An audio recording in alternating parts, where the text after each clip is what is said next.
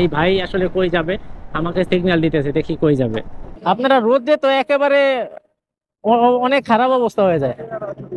যাক, আপনারা আমাদের জন্য অনেক কষ্ট করেন, কারণ আপনাদের জন্য এই পদ্মা সেতুটা এত ক্লিন থাকে। আপনারা না থাকলে এরকম ক্লিন রাখা সম্ভব না। এই ভাই আসলে কই যাবে, আমাকে সিগন্যাল দিতেছে, দেখি কই যাবে। আসসালামু আলাইকুম। কোথায় যাবেন? ক্যাম্পে যাবেন? উঠেন, উঠতে পারবেন? উঠেন উঠেন, একটু কষ্ট করে উঠেন, আমার জিনিসপাতি তো অনেক। আঙ্কেল, আপনার ডিউটি কি শেষ? বসছেন কয়টা থেকে কয়টা ডিউটি? 8টা থেকে 4টা। ও, আচ্ছা আচ্ছা আচ্ছা আচ্ছা। এখন আপনার ডিউটি শেষ এখন? আবার রাত্রে ডিউটি পড়বে নাকি শারীরিক?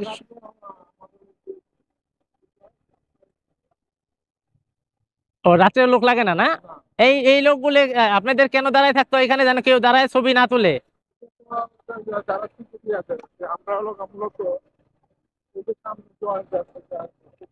ও আচ্ছা আচ্ছা, এই যে এইগুলি না, জানি কোনো ময়লা টয়লা না আটকায় থাকে।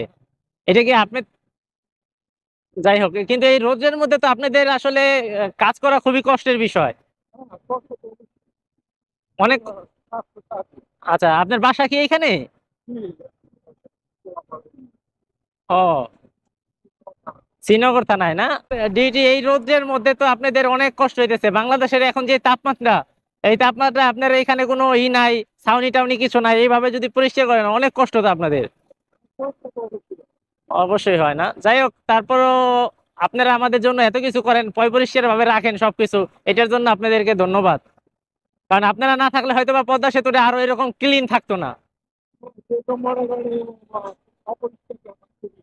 অপরিষ্কার বেশি থাকতো না। জনগণের উচিত, আমাদের উচিত আসলে, যারা আমরা বাসে চলাফেরা করি তাদের উচিত যে কোনো চিপসের প্যাকেট বা কোনো পানির বোতল আমরা যেন পদ্মা সেতুর উপরে না ফেলি, তাই না আঙ্কেল?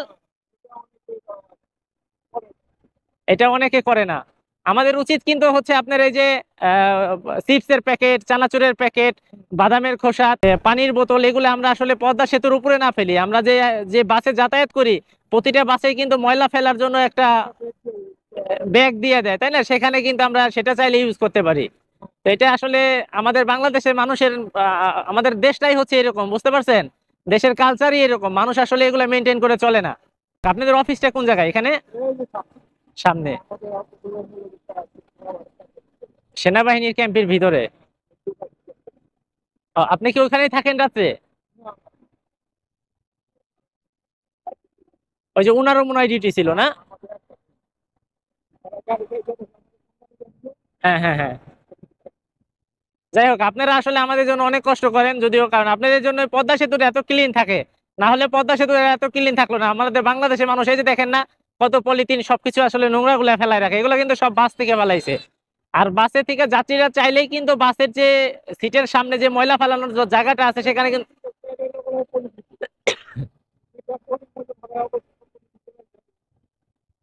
এটা আসলে আমাদের বাংলাদেশের মানুষ করে না। তবে সবার কাছে রিকোয়েস্ট থাকবে, সবাই যেন আমাদের এরকম ময়লা না যেন পদ্মা সেতুতে না ফেলে, তাই না?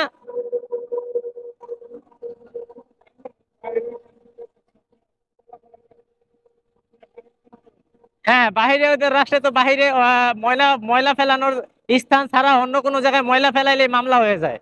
কতজন লোক কাজ করতে হয় মানে আপনার পদ্মা সেতুতে? কতজন লোক লাগে পদ্মা সেতুর এই মাথা থেকে? দিনে রাত্রে 56 জন? আচ্ছা, এই মাথায়?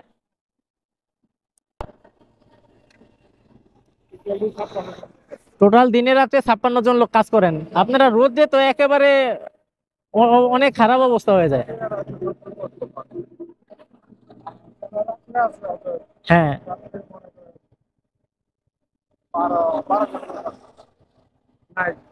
এরা কি সবসময় রাত্রেই করে?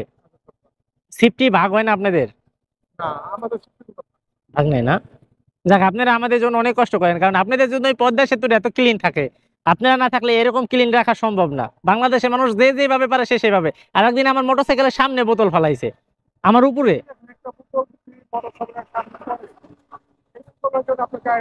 স্লিপ করতে পারে।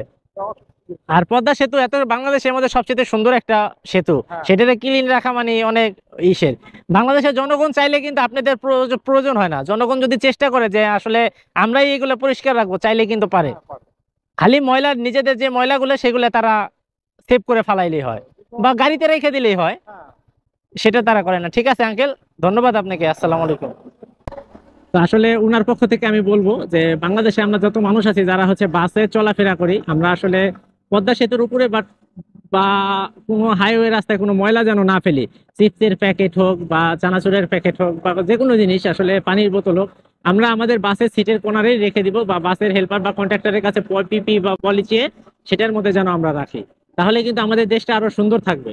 সেটা কিন্তু ওনাদের যেরকম একটা পরিশ্রম হয়, এখন আপনারা হয়তো বা বলতে পারেন যে ওনাকে তো স্যালারি দিয়ে রাখা হয়, ভাই স্যালারি দিয়ে রাখলে হলে কি হবে, বাট ওনাদের অনেক পরিশ্রম হয়।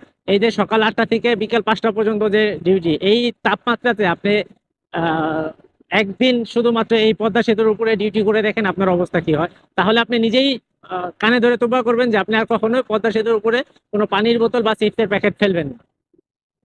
তো ঠিক আছে, সবাই ভালো থাকবেন। আর আমার কথায় যদি আপনারা কেউ কোনো কষ্ট পেয়ে থাকেন তাহলে আই এম সরি। কারণ আমি আসলে অনেক সময় দেখি যে এরকম হয়ে থাকে যে যে পদ্মা সেতুর উপরে বা হাইওয়ের উপরে আপনারা চিপসের প্যাকেটে এই ময়লাগুলো আসলে ফেলে থাকেন। তো মূলত আপনারা যেন একটু সতর্ক থাকেন, সেটার জন্য হচ্ছে আজকের ভিডিওটা করা।